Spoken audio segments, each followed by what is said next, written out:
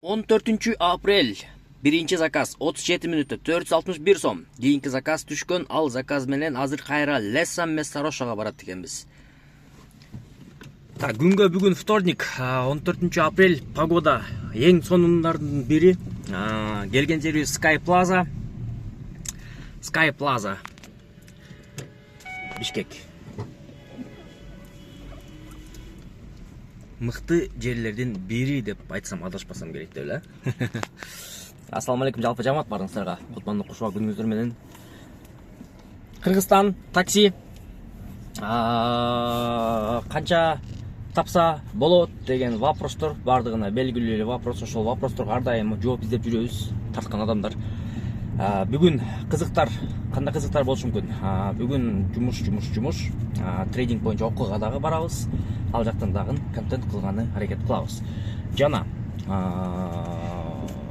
паркка барабыз. Паркка барып, выкуп боюнча, аренда боюнча маалымат алып, кандай машиналар бар экен, кандай машиналар жок экен айта кетчү сөздөр дагы бар. Ошол паркка кошулуп иштесеңиздер болот. Булут паркы 1% алат. Тугандар кимде ким машинасы менен кошулган болсо, кимде ким ошол жактан паркта машина алган болсо 3% менен иштесе болот. Электромобилдер могундай Чанган Яда.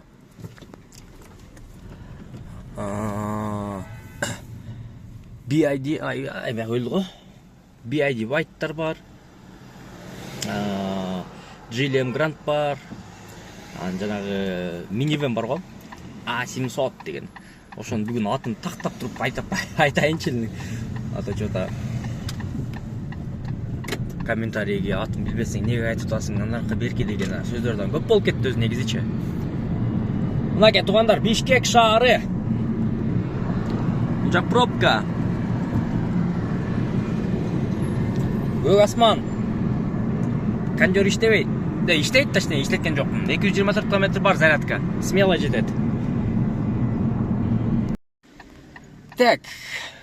24 мүнөттө 319 сомго келдик. Кийинки заказ пока жок. Келген жерибиз Лесса Мессароша эле. Так, бул жерден жылайын адамдарға мешет бербей.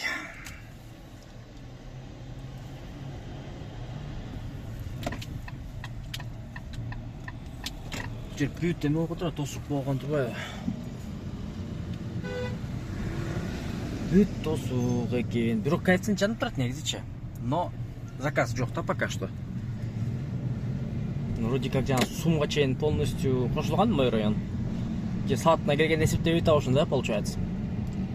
Азыр мен мындан каяка барып токтойн, бир жерге токтоп туруш керек бүтүп.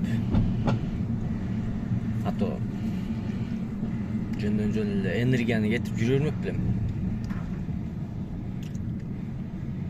Так, 35 мүнөттө келдик. 518 сом оплата картай болду. Саат 10-дон 20 өттү. Мен трейдинг курсуна барганча зарядкага салайын машинаны.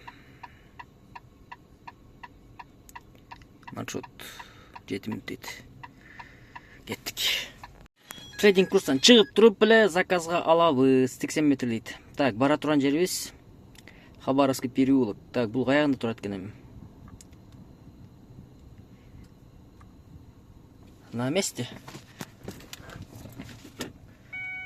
Так, 20 мүнөттө келдик, 310 сомго. Мына жигит тап келдик. Дизайнер окшойт походу, дизайнер. Ал жак бул жагын тартып эме кылды. Так. Мен кандайдан барсам экен, мына түзөлө чыгып кетейинчи. Аркага айдап анан кийин назад айда дейт. Бияктан эле чыгып, бияктан аз оңго бурулсам.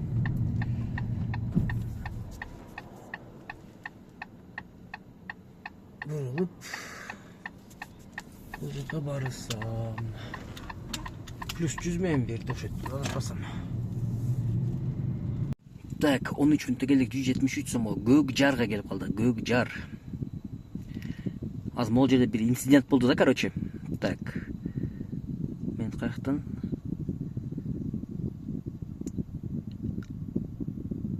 Могул жерден болуш керек, по-моему. Могул билесиңерби? Прямо и налево деген знак бар могул жерде. Светофор зеленый прямо жанып турат и бияк дополнительно жанып турат. Бирок знактар получается прямо налево деген бар. Ошол жактан келатсам, бияктан бирөөсү резко чыга алып туруп, анан так, могу светофорго келгенде айдегин түшүрүп алып туруп, мондай светофорду биринчи жолу көрүп атасыңбы дейт го. Ал профы же мен профумбу ошондо? Главный мен. Так, 19:58, 20 минутта 268 сом оплата картой. Мен бирдеке шам-шум этип алайын. Мынаке достор, в наличии 1 машина, 2 машина, 3 машина, 4 машина, 5 машина. Так, 6 машина. Анан кийин ал жакта дагы еще бар экен. Күнүнө 2000 сомдон аренда выкуп. Чанган Яда дегендерге без взноса первоначального. Жили эмигранттар 30 000, первоначальный депозиты бар. 2000 сомдон күнүнө. Минивендер без взноса. Мынага Чанганга, мына Чанган. Артында Джили, ал жагында Айон. Айон бу. Короче, A600 деген экен. Бул мен өзүм айдап жүргөн. Ушундайлар бар экен туугандар, короче. Кимде ким эгерде машина издеп жаткан болгон болсо, арендага, выкупка.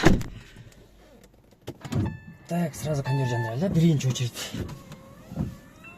кондер жандырайлы. Так, көбөйтөлү. Чукуп койлу. 2000 күнүнө 26 айга, айына 2 жолу выходной, без депозит Чанган ядалар, мына мен айтып жүргөндөр. Пробегти мен айтып жүргөн машина 130 000, в среднем бардык машиналар ушундай пробегт экен. Анан жаңы машиналар бар экен. Жаңы машина кандай тип 30 000, 40 000ге чейин километрлер жүргөндөр, эмелер, BID White дегендер, ошолор бар экен.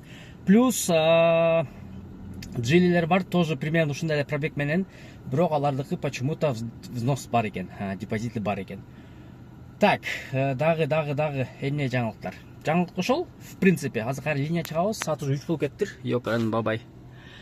Келе турган болсоңор, мынаке жаңа район администрация, Ленинский район администрация деген жана остановка бар го, бияк шлагбаум получается. Бияк шлагбаум, бул жак Рыскулова, могу көчө Фучика, бул жанагы ошол здание, мына каналдан өтүп туруп эле, мына канал өтөсүңөр, мына ак машина турган Джили. Ошонун артында Яндекс Про деп жазылып турат, офис. Ошол жерде. Так, выйти на линию кылайлык эми биз. Мой район. Мой район турабыз дальше. Кеттик. Так.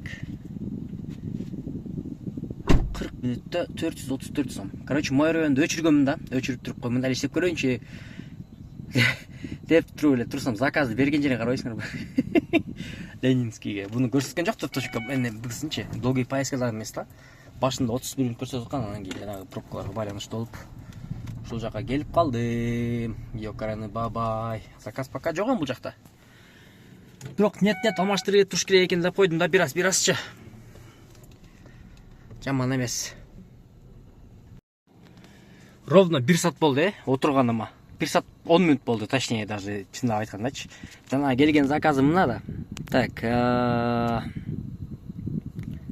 канчада келдим бияка мен? Так, 15:51. 1 саат 10 минут болуп турмун заказгачы. Келгениме, мияка келгениме. 1 сааттан бери турам, линиядан чыкпай, заказ жок, бербейт ат заказ. Вообще никак. Мо домойду жандырып койдум, беребей экен десем дагы бербеди. Мондай чыгып турам дагы бербеди. Так, еще 117 заказ дейт. 4500-гө. Мой район иштеш керек экен өзү негизичи, деп койдум да. Мой район менен эле тынч эле иштеген жакшы окшойт го деп койдум. Дагы бир жолу ошол нерсе мен убеждать этип атам да. Ай, блин, деп. Бербейт ат да, вообще бербейт ат да.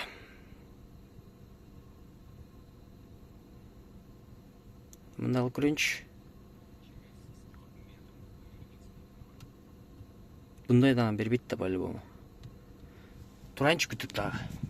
5-10 минуттан жыламда болбосо. Короче, саат 5:30 болуп калды почти. Мен ошондо 1 саат 40 минут жөнө туруп, заказ жок. Анан кийин домой коюп туруп, могу Дордой Элебесова Фере көчөсү бар го. Ошол кесилишинде келгенде, короче, сафар туруп эконом жандырайчы деп, эконом жандырсам заказ берип калды. Плюс 130 менен. Кандай не бела бул эми дейт го. Мен эртеңден баштап мой районда иштейм. Мойраны өчүрө коюп келе калбайм. Менин райондука жөндөн эле наровно эмес 1,5 саат жоготтум да. Короче, күндө бирдеке болуп турат экенмин да. Мындай тынч, мындай неме болуп, стабильно качан иштейт экенмин ага. Азыр барып на заказ көрөбүз, канча мисалы 130 мен каяка берет экен, по пути берсе болду эми. Так, 17 мүнөттө келдик. 270 сомго.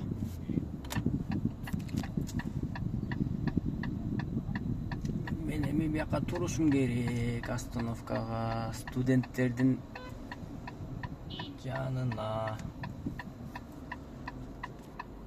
Ойбай. Күтөм, ооба. Эконом өчүп койгом, заказ вообще берген жок да. Мага ошо жагы кызык болду. Талас дейт. Так, короче, 497 сомго келдим 35 мүнөттө. 497 сомго келдим 35 мүнөттө. Вокзалга, Таласка кете турган эжекени алып келдим. Дальше заказ жок экен, скорее всего. Короче, вокзал кипит го, вокзал. Вокзал кипит. Заказ дальше жок, бербейт, по-любому бербесе керек деп ойлоп калдым. 10 заказ кылыптырмын, короче, бүгүн дагы. 10 заказ кылыптырмын. 10 заказ. Кандай эле кылбайсыңбы, мамай? 10 заказ менен 2600 дейт.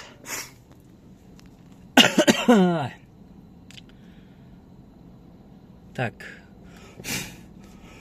Ой, машина бир чакап коюшум керек экен, а. Нормально чагып калып турган. Короче говоря, ушундай болуп жатат. Заказды ошентип бербей кыйнадык эмени, жестко эле. Бир болсо ошол жанагы жазган отмена көп кылып атасың, ал жак бул жак деген немеге заказды бербей койгондой кылып аткан жокпу деп ойлоп калдым да. Жанагы эс алдырып берипчи. 1 саат 20, 1 саат 40 мүнөттө элестет заказ бербейси. Жана Ленинский жакта турганында. Ал жакта заказ жок, чын эле. Опа. Билбейсиң да билейин деп. Өзү коштоштум элем. Бирок азыр мына мойкага келип калдым да, өзүм жактагычы. Мойкага келип калып машинаны, короче, пеналап, эми жууп баштап, эме кылып атсам, бул жактан бир К5 бар го, хищник бар, ошону токтоду дагы. Акыры мынтип мени карап күлүп келди. Мында карап кой, мында карап кой, мында карап кой. Анан келип эле, ассаламу алейкум деп учурашып эле. Подписчикин көрсө, видеону көрөм, ал жак бул жак дейт. Анан ушундай, эксперт парт боюнча айтып, наркы берки боюнча айтып, сүйлөшүп калдык да. Анан кийин айтып атпайбы? 5те чыгыш керексиң дейт. 5те чыксаң, ошондо жакшы результат болот дейт. Саат 3кө чейин нормально сабап койсоң болот. Жагындай мой район, пой районду жиштир деди го. Ошентип, короче, иштеш керек болот да, эми иштеп көрүш керек болот. Мен эми просто 7де баламды мектепке апарып туруп, анан дальше кетем да. Ошол болуп калган, суббота, воскресенье десем, суббота, воскресенье любой күн, короче, дейт. Ошондой чыксаң, ошондой результат болот, сонун результат болот деп калды да. Ошол байкеге биринчиден чоң рахмат, экинчиден таанып калып учурашканыңыз үчүн дагы чоң рахмат. Үчүнчүдөн ушул айткан лайфхакты мен эртең суббота, воскресенье күнү атайын 5те чыгып иштеп көрөм буюрса. А так, дагы бир жолу барыңызга чоң рахмат.